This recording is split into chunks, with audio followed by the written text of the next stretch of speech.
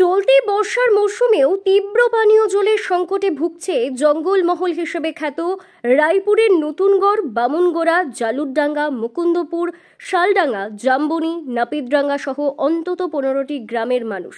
এই অবস্থায় দূর দূরান্ত থেকে ওই গ্রামের মানুষগুলিকে পানীয় জল সংগ্রহ করতে হচ্ছে বলে জানা গেছে।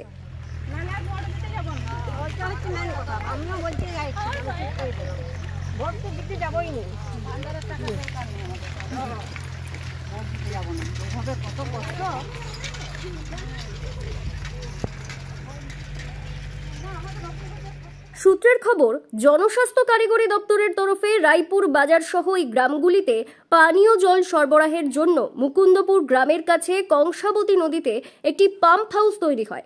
বর্তমানে সেই পাম্প হাউসের পাম্প অকেজো থাকায় সমস্যা তৈরি হয়েছে। ফলে বিগত বেশ কয়েকদিন ধরে সংশ্লিষ্ট এলাকাতে জল সরবরাহ বন্ধ। এই অবস্থার পেছনে জনস্বাস্থ্য কারিগরি দপ্তরের বিরুদ্ধেই অভিযোগের আঙুল তুলেছেন স্থানীয়দের কেউ কেউ। শুনছি নদীর মধ্যে পাম্প খারাপ হয়ে গেছে, কিন্তু এগুলা গ্রীষ্মকালে রিপেয়ারিং করার কথা, সেগুলা না করার জন্য পিএইচই গাফিলতির জন্য আজকে এই অবস্থা। এরা তো গ্রীষ্মকালে এটা তো করে নিতে পারত। ওরা তো জানে যে বর্ষার সময় বন্যা হবে, বছরে একবার রিপেয়ারিং করার যেটা দেখার দরকার চেকচাক করে, সেটা কিন্তু এরা করেনি। এই অবস্থায় অতি দ্রুত জল সরবরাহ চালু না হলে বৃহত্তর আন্দোলনের হুঁশিয়ারি দিয়েছেন সম্মিলিত গ্রামবাসীরা। কতদিন ধরে? এক সপ্তাহ কি এক মাস হয়ে গেল ট্যাঙ্কার বন্ধ।